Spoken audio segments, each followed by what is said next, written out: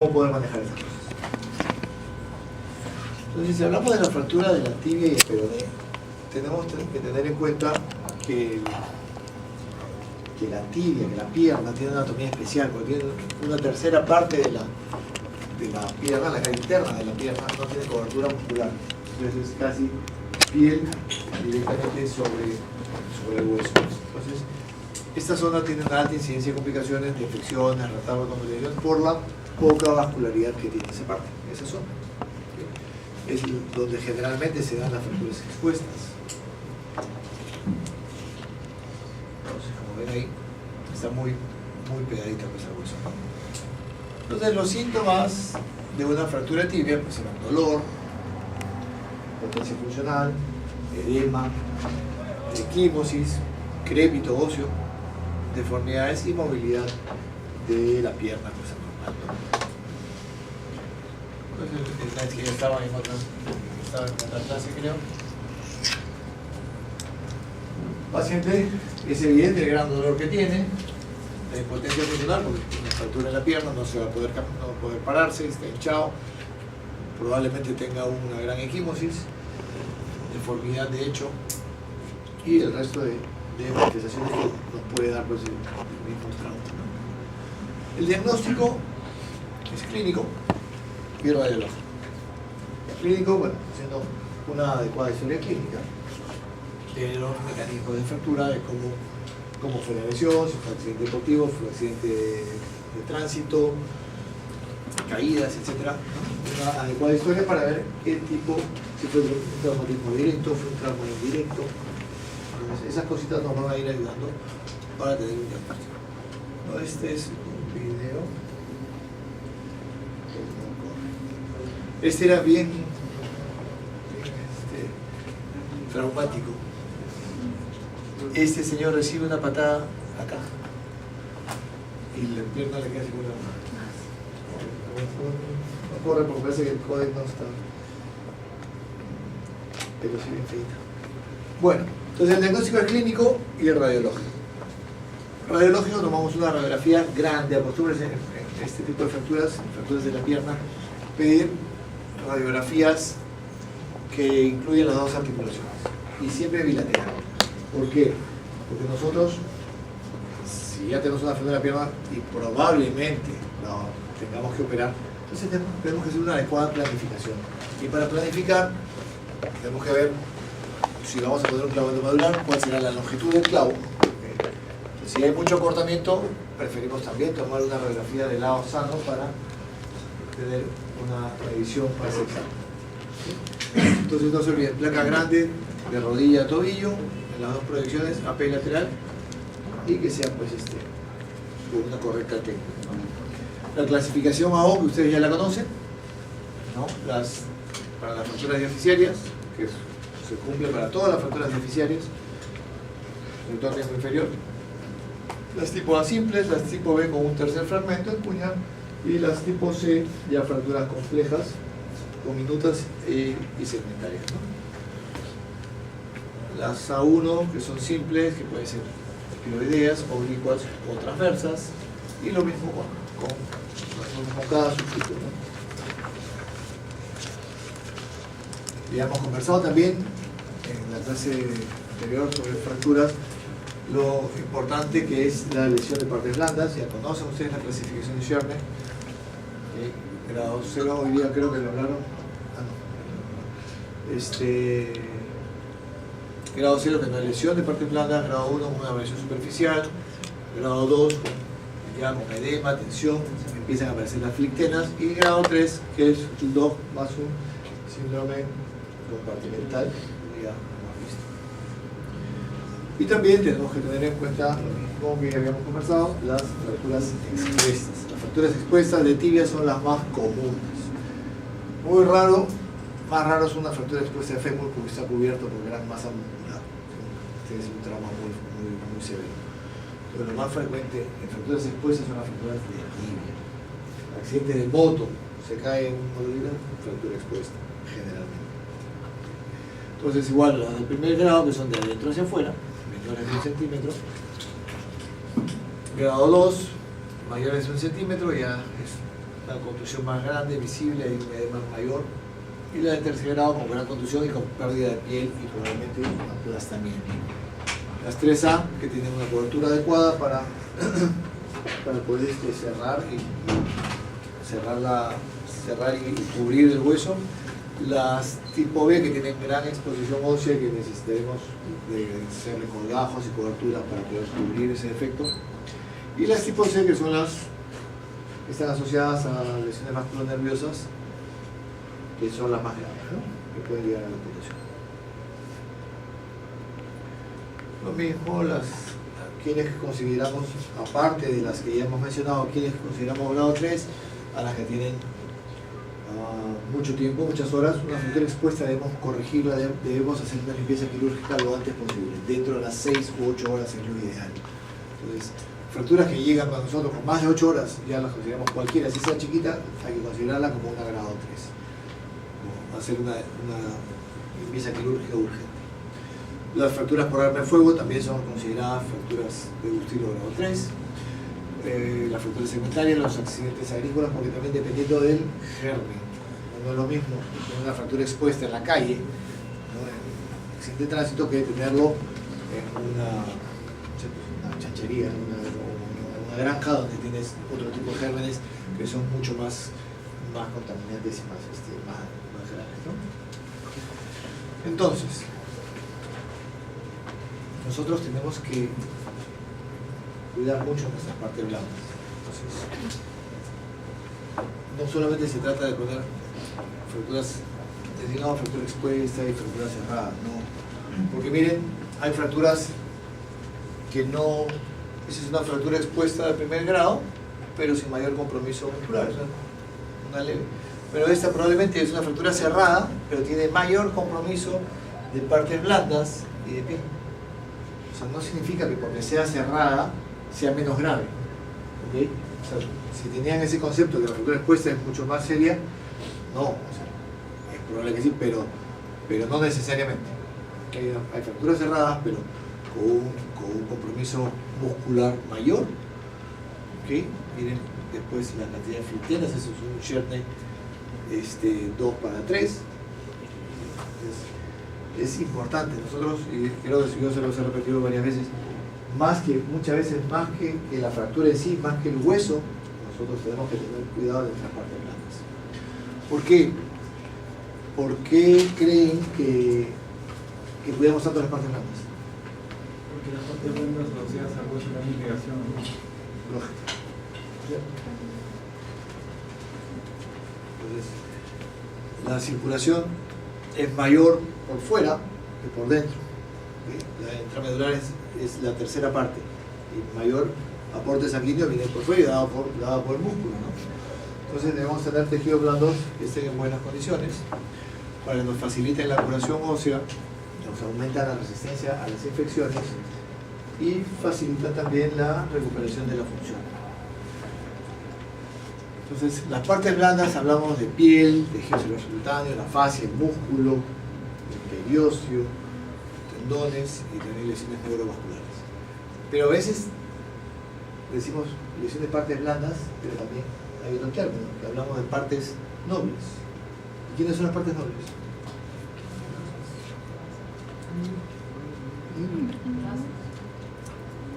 Aquellas cuya falta de cobertura supone la pérdida rápida de función, o sea, vasos, nervios, tendones. ¿Okay? Vasos, nervios, tendones, cartílago. En la exposición dejamos el cartílago expuesto, se muere. ¿Okay? Esas son las partes nobles que tenemos que cuidarlas más todavía. Y las partes blandas son importantes, ¿por qué? Porque nosotros no podemos entrar a operar una fractura si no tenemos una adecuada cobertura y si no tenemos unas partes blandas. Entonces es preferible esperar todo el tiempo que sea necesario a que se mejoren las partes blandas para poder hacer nuestro tratamiento quirúrgico. Bueno, dicho esto de las partes blandas, entonces, ¿qué hacemos? ¿Tratamiento conservador o tratamiento quirúrgico? Si optamos por tratamientos conservadores, ya lo vimos la vez pasada, igual los aparatos de yeso, siempre colocaremos, en el caso específicamente de la tibia, yesos muslopedios que bloqueen una articulación por arriba y una articulación por debajo. ¿Correcto? Ya lo hemos conversado. Si yo le pongo solamente un yeso hasta acá por una fractura de tibia, las acciones musculares van a hacer que este fragmento proximal también se esté moviendo y se esté desplazando.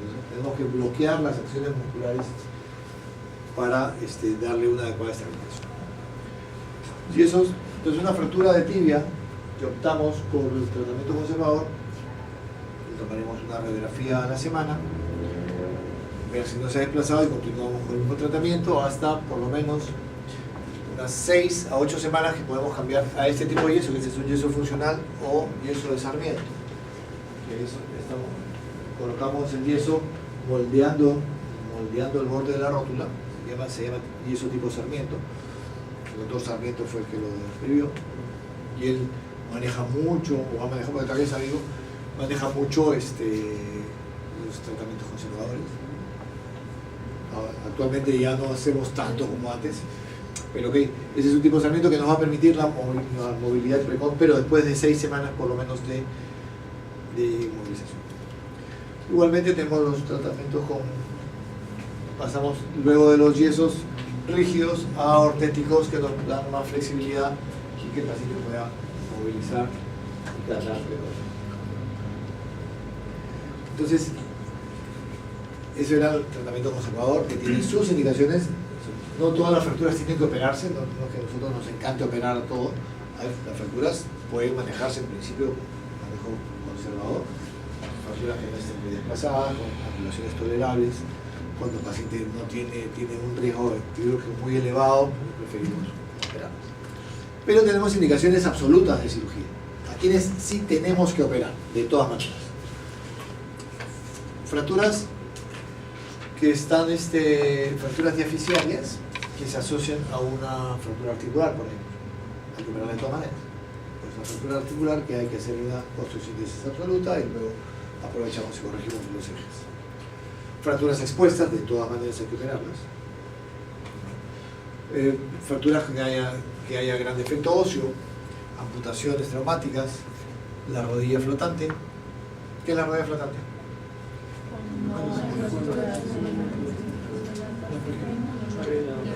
El fémur está por arriba y abajo de la articulación de la rodilla, queda prácticamente.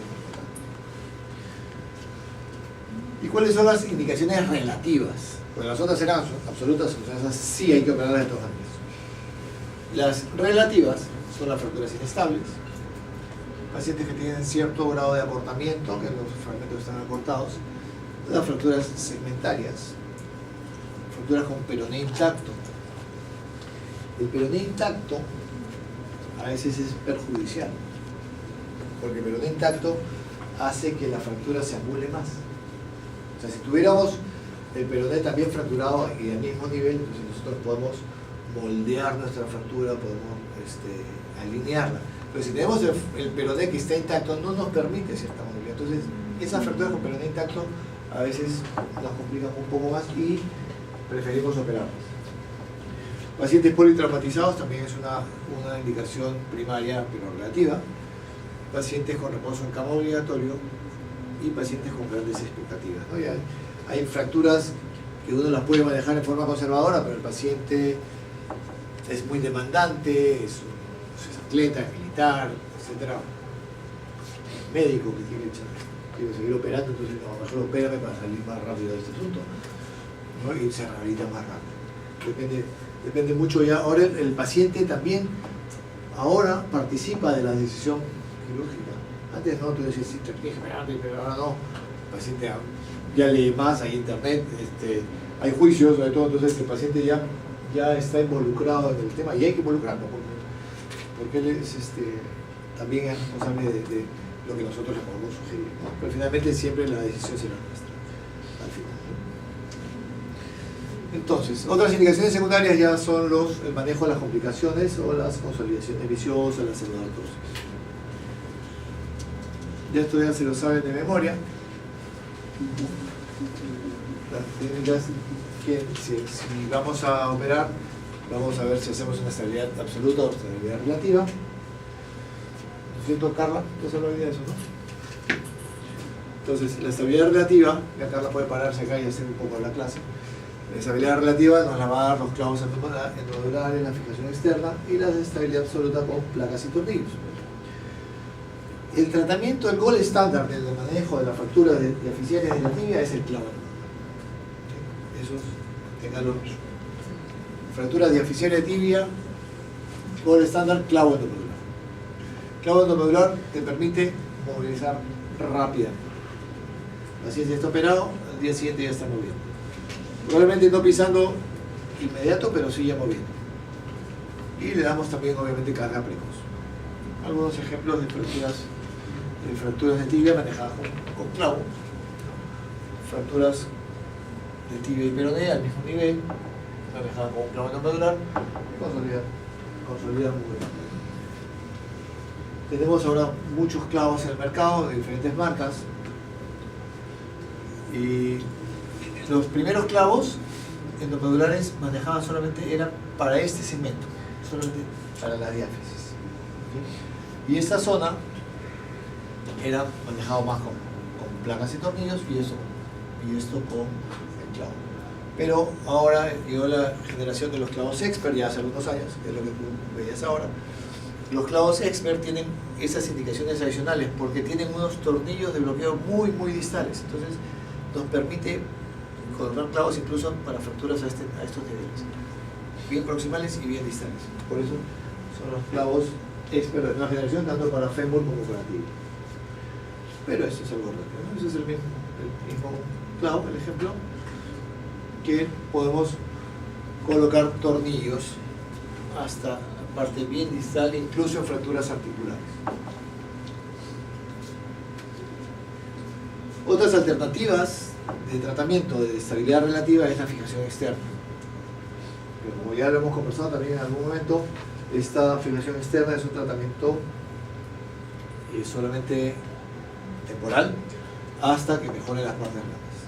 En algunos sitios se pueda tratar, se pueda usar como tratamiento definitivo, sí también, pero lo ideal es que sea un tratamiento temporal hasta mejorar las partes blandas. ¿Okay? Por el tema siempre de la infección que pueden tener los pines, si es una puerta abierta podemos provocar una osteomelitis por una infección de los pines, ¿no?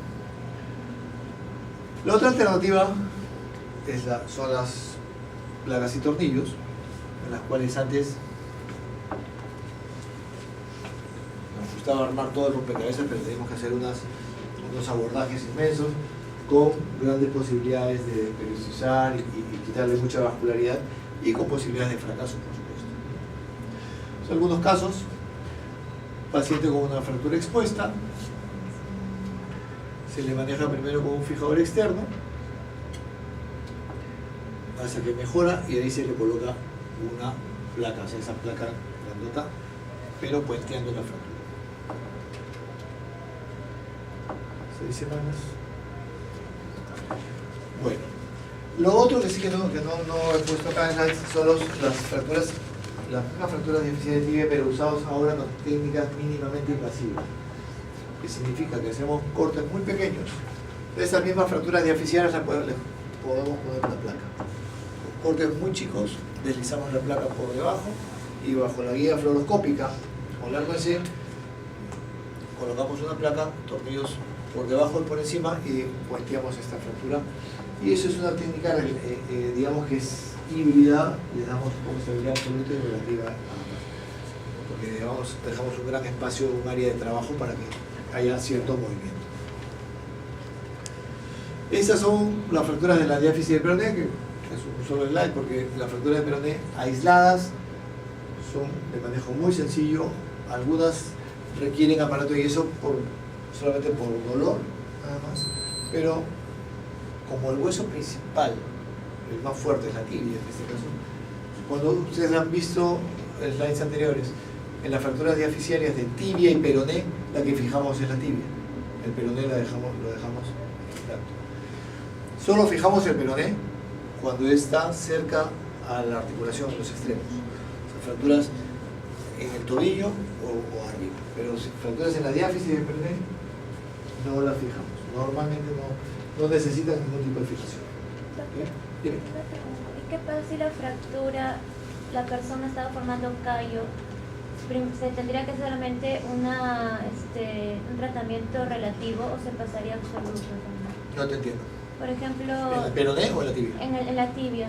¿Qué pasa? Que tiene la fractura, pero ya está con formación de callos y no le han puesto nada, solamente estaba con yeso. O sea, ya han pasado varias semanas. Claro, y Ya. solamente le ponen el clavo endomedular, solamente se queda con el clavo endomedular o más adelante le hacen a una absoluta, o una placa A ver. tensiofacial. Si ya un paciente que ya está en vías de consolidación y tú me dices que ya hay callo, Ajá. Formación de rara vez callo. decidirías operarlo si ya está haciendo callo. Lo que puede estar haciendo es una pseudoartrosis, quién sabe. O sea, que ya hay un callo exuberante, pero no ha consolidado la fractura. Entonces, ya tenemos que hablar. ¿Han hecho clases de pseudoartrosis? ¿Sí? Con el doctor Salce, de repente, ¿no? Sí. Entonces, les he hablado de las pseudoartrosis, que son las hipertróficas y las atróficas, el pata de elefante, el caballo, el puntelápiz, etc.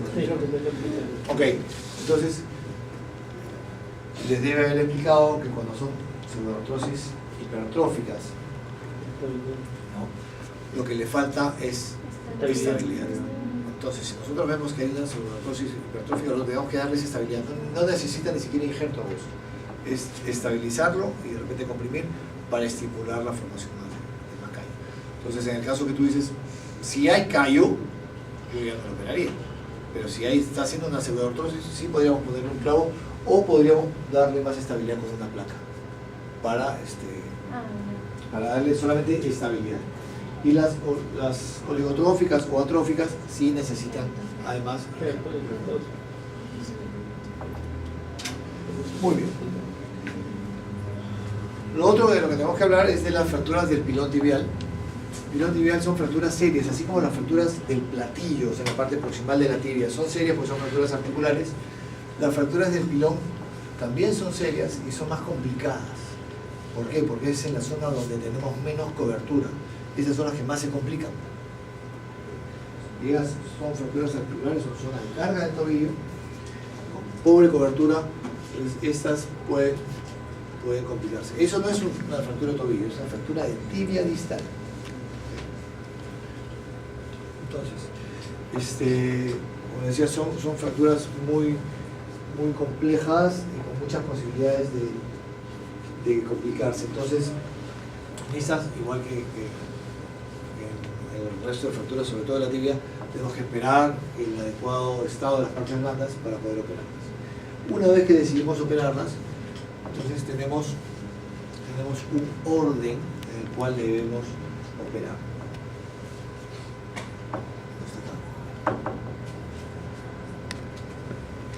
Entonces, para operar una fractura del pilón tibial, lo primero que hacemos es operar el peroné. ¿Por qué operamos primero el peroné? Para restituir la longitud. Tenemos que tener una longitud adecuada. Entonces, lo primero que estabilizamos es el peroné. Luego que tenemos ya nuestro peroné estabilizado, nos vamos a restituir la superficie articular. Porque la fractura probablemente el pilón tibial ha hecho que la superficie articular se ascienda. No sé si podemos hacer la ¿ven? El compromiso articular. Acá, ¿qué hemos hecho? Todo se ha acortado. Miren, el peroné está ahí acortado. Se ha elevado la superficie articular, como está tomada acá. Entonces, primero restituimos la longitud con el peroné y luego vamos a trabajar sobre la superficie articular. Una vez que hemos puesto nuestra articulación en su sitio, si es necesario, le llenamos de injerto. Porque si esta es una articulación y aquí había hueso, nosotros, al fracturarse esto se comprimió, al bajar nosotros nuevamente nuestra articulación queda un defecto. Entonces tenemos que rellenarlo con injerto. Es importante colocar un injerto cuando es necesario. Y finalmente ya colocamos las placas en el lado de la tibia, ¿no? Pero ese es el orden, por si acaso les interesa copiar. Podría venir en el examen. Esguinces de tobillo, ya nos hablaba Oshiro hoy día en la mañana de todos los esguinces de tobillo, lo explicó mejor que yo. Ya lo hemos conversado en la clase anterior también. Muy frecuente en lesiones ligamentarias por accidentes deportivos, accidentes casuales, mujeres por el uso de los tacos. ¿Sí? Ya no lo vamos a conversar porque ya lo hemos hablado. Los mismos mecanismos de lesión. ¿Sí? El paciente, hay esguinces en inversión y en reversión, como todavía Oshiba, el hospital de la FAP, que es un seminario. Entonces, esto es una lesión por inversión, paciente con dolor, impotencia funcional, podríamos sospechar incluso de alguna fractura, ¿sí? Y su inmovilización con aparatos de yeso o vendajes. Y luego de esto vienen las fracturas de tobillo. Lo quería pasar rápido porque después regreso. Miren cómo es el mecanismo muy parecido, ¿no? Es el mismo slide del esguince de tobillo. Es el mismo slide, la misma foto del esguince, así comienza. Y luego les decía yo la vez pasada, ese mismo mecanismo hace que esto se termine fracturando, como van a ver en los otros. Después lo vemos. Entonces, la fractura de tobillo. Fracturas de tobillo son importantes porque, bueno, primero que es una articulación y está rodeada de muchos ligamentos que le dan estabilidad. Entonces hay que siempre mantenerlos bien balanceados, los ligamentos tanto en el lado peroneo, el lado tibial y en la sindesmosis. Para hablar el mismo idioma, hablamos de eversión e inversión tomando el eje de la tibia. Ahí hablamos que hay inversión o eversión. Tomando el eje del astrágalo, o sea, ya este tema, hablamos de aducción y abducción. Y tomando el eje ya del pie propiamente, estamos hablando de supinación y producción. ¿Okay? Para hablar siempre muy bien, porque siempre hablamos, no, el pie está en inversión, en aducción. Entonces, para tener en la cabeza esta idea de cuáles son nuestros ejes. Entonces, como les decía, miren, estos son los mecanismos. Un estadio 1, ruptura del ligamento externo, y puede haber una avulsión del malleolo externo o fractura debajo del malleolo. Ok. En el otro estadio, si sigue avanzando, sacándose lesión del ligamento, porque la energía siempre se rompe por algún lado. El ligamento queda intacto, pero se rompe acá, y si sigue avanzando, fractura también el malleolo externo.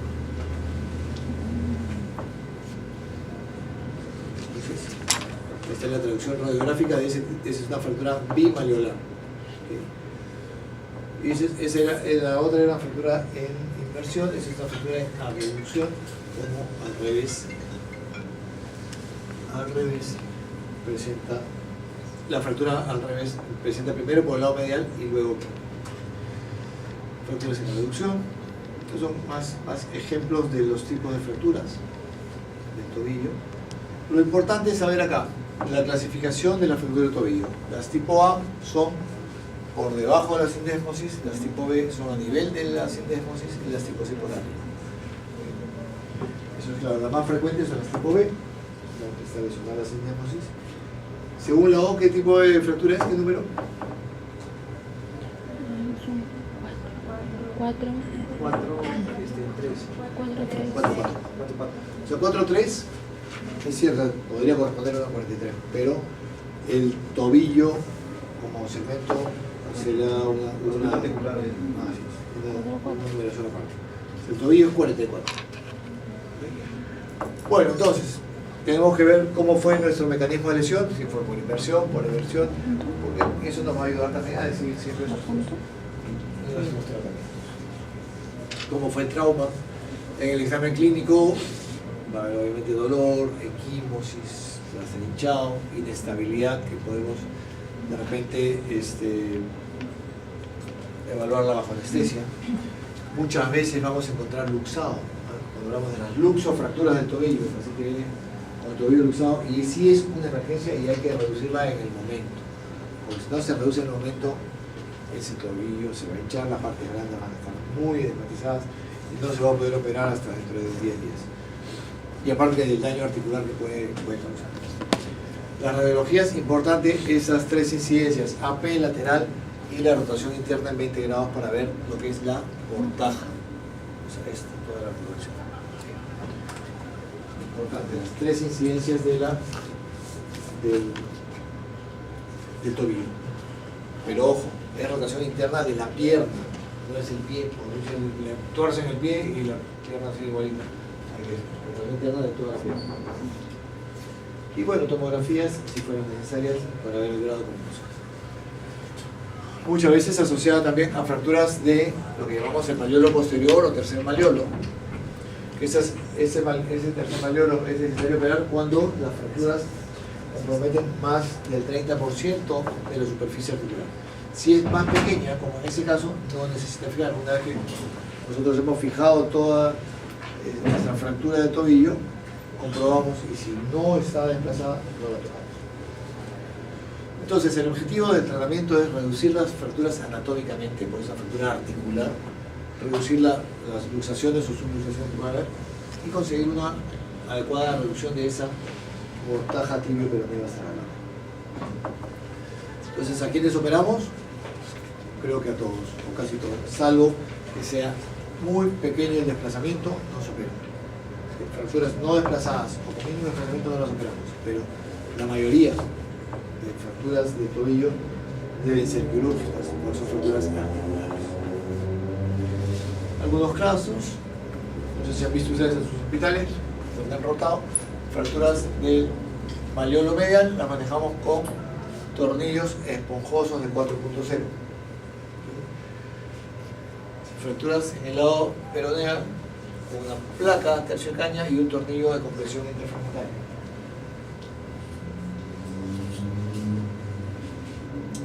Más. Otra entidad muy frecuente es la ruptura del tendón de Aquiles. Frecuente entre los 30 y 40 años, generalmente por mecanismos relacionados con el deporte. ¿Sí? La ruptura típica es más o menos a 3 centímetros por encima de la inserción del calcáneo. ¿Por qué? Porque en esa zona, a 13 centímetros por arriba del calcáneo, es donde el tendón tiene la peor irrigación. La zona menos irrigada es esa, por eso que se rompe. Siempre, o la mayoría de rupturas es a ese nivel por la pobre irrigación. ¿Qué pasa? Está asociado esto a enfermedades inflamatorias, autoinmunes, colagenopatías, ¿sí? Pacientes que han abusado de los corticoides, se habla de la asociación con las quinolonas también, con el uso de quinolonas, pueden hacer que ese colágeno se vaya envejeciendo. Nuestro tendón se va envejeciendo, por eso también es en la tercera cuarta década de la vida, que se hace más duro y se puede romper. Importante, paciente, no sé, más adelante,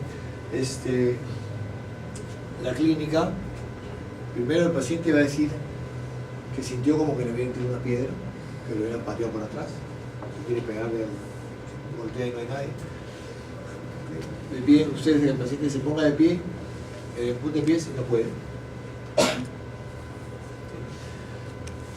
Eso es muy evidente siempre, lo que ustedes llaman, hay un defecto que es bien palpable, hay un surco bien palpable ahí.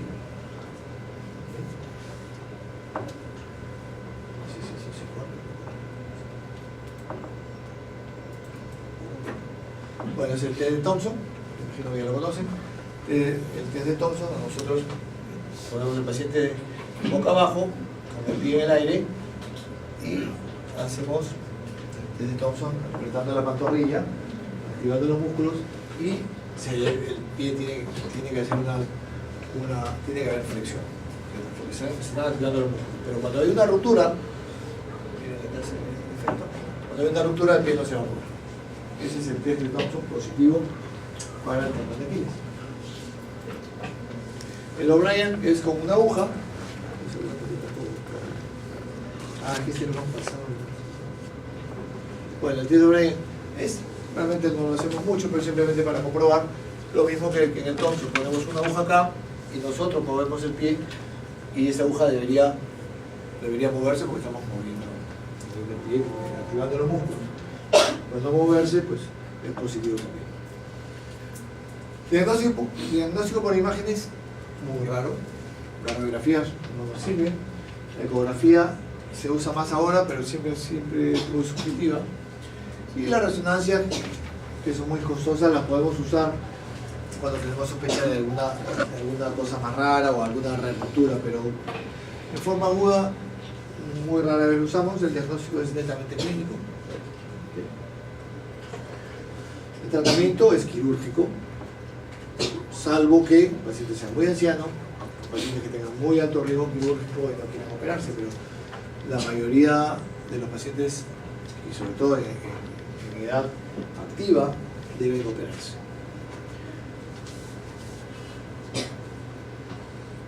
El tratamiento es quirúrgico, bueno, cuando no es quirúrgico, un yeso. Un yeso, si pueden poner un yeso muslopedio mejor para bloquear también los movimientos de los isquiotibiales. Movilización temprana protegida por lo menos a las 6 u 8 semanas. El quirúrgico, lo mismo, hacemos una reparación término terminal, normalmente del tendón de Aquiles, cubrimos nuestro peritendón, que le da también un poco de vascularidad, y luego lo protegemos con una bota de yeso por 4 o 6 semanas, luego 4 semanas más de rehabilitación y recién empieza a caminar a la 9ª semana por lo menos. El paciente tiene que usted decirle que va a estar 3 meses de para.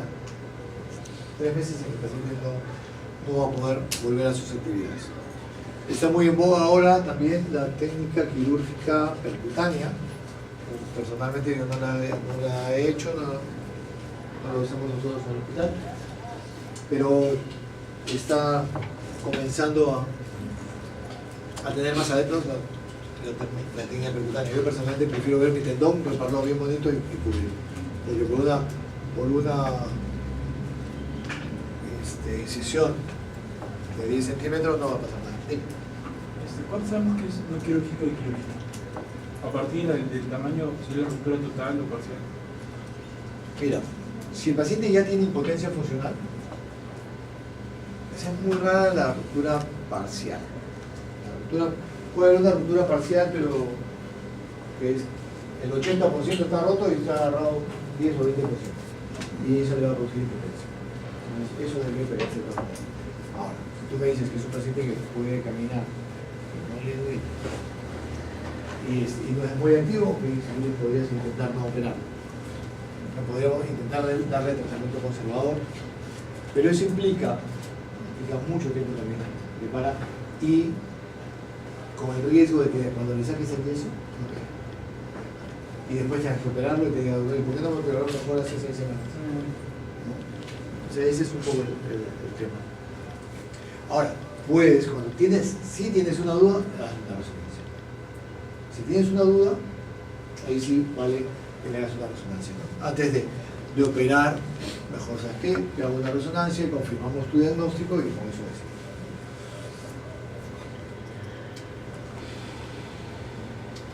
Otra fractura, felizmente menos frecuente, es la fractura del astrágalo. El astrágalo es un hueso bien especial, tiene una anatomía muy complicada por la vascularidad que tiene. ¿Sí? Entonces es un hueso que fácilmente se va a la necrosis. Antiguamente la llamada fractura del navegador se produce por la compresión del astrágalo, de la tibia, ¿okay? Y el calcáneo. O sea, está en medio entre la tibia y el calcáneo. Entonces el desplazamiento se rompe, se fractura.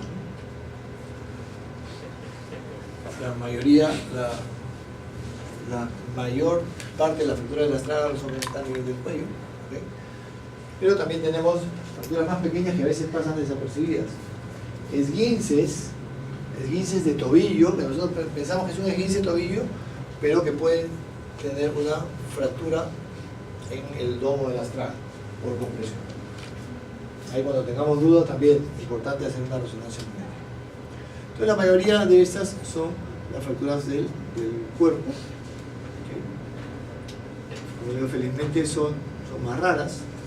Una fractura ahí, miren, fractura vertical acá. Manejo, si no está desplazada, manejo conservador, pero siempre siguiéndolo muy de cerca con radiografías y tomografías y resonancia posteriormente para ver la posibilidad de necrosis. Y cuando hacemos un tratamiento quirúrgico podemos hacerlo con tornillos percutáneos que pueden ser de adelante hacia atrás o de atrás hacia adelante, pero con 2 tornillos esponjosos es suficiente. Esa es la forma, de adelante hacia atrás o de hacia adelante, dependiendo de la ubicación del trazo de fractura, de la comodidad y si tenemos un marco de secado. ¿Algún ejemplo ahí? Miren, tornillos.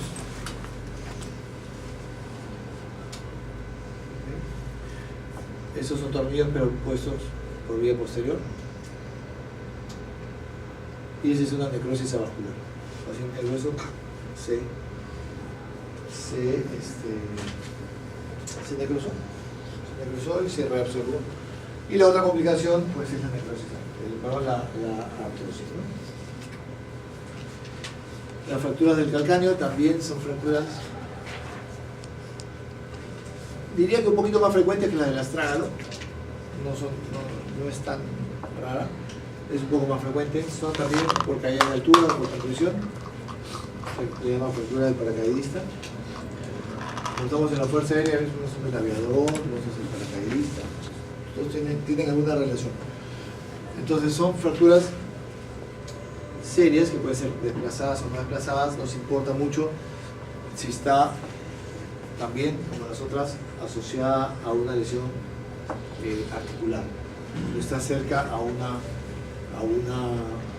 si compromete la articulación, si compromete el tálamo del calcáneo, entonces las clasificamos como simples cuando no comprometen el tálamo y talámicas cuando comprometen el tálamo. Entonces, según eso veremos si tenemos que planificar nuestra estrategia, siempre buscando restaurar la articulación. ¿Okay? Eso es lo más importante.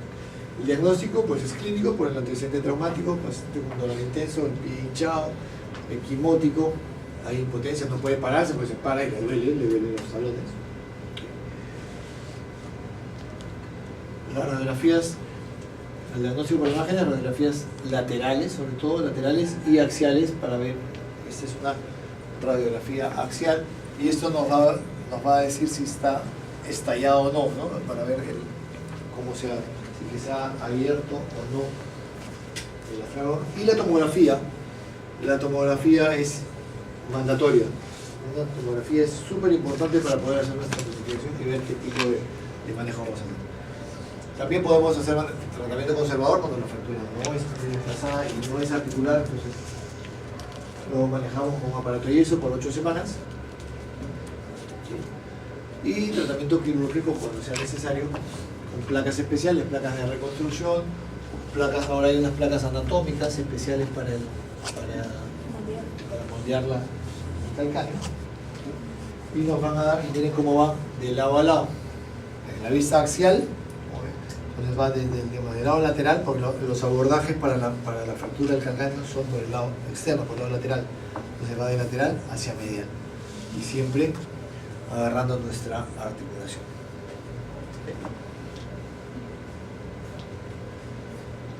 Finalmente, hablaremos de las fracturas de los metatarsianos. Fracturas también comunes. Nosotros vemos mucho en fracturas por estrés también, que son otro tipo de fracturas. ¿Okay?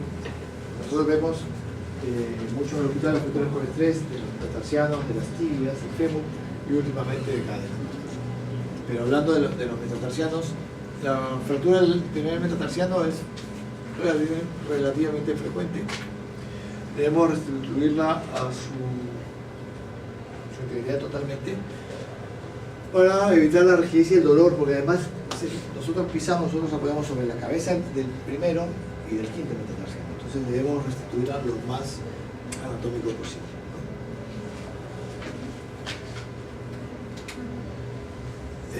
Otra fractura frecuente es la fractura de la base del quinto metatarsiano, porque ¿qué se inserta acá?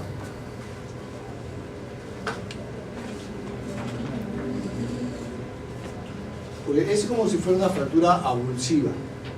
¿Okay? Ahí se inserta un tendón. Los tendones peroneos van ahí. Y es igual. El mecanismo es como si fuera un esguince. El paciente que está caminando se tuerce y no se lesiona los ligamentos, pero si el tendón arranca esa base del quinto. Entonces, si es una fractura desplazada, sí vale la pena operarla. Son las fracturas de Jones, comprometen la base de la apófisis esteroide del quinto metatarsiano. Mecanismos por flexión y supinación, como les decía, ¿no? Como si fuera un esguince de tobillo. Acuérdense, cuando tenga un paciente que sospecha de un esguince o de una fractura de tobillo, examínele también la base del quinto. No, es un esguince.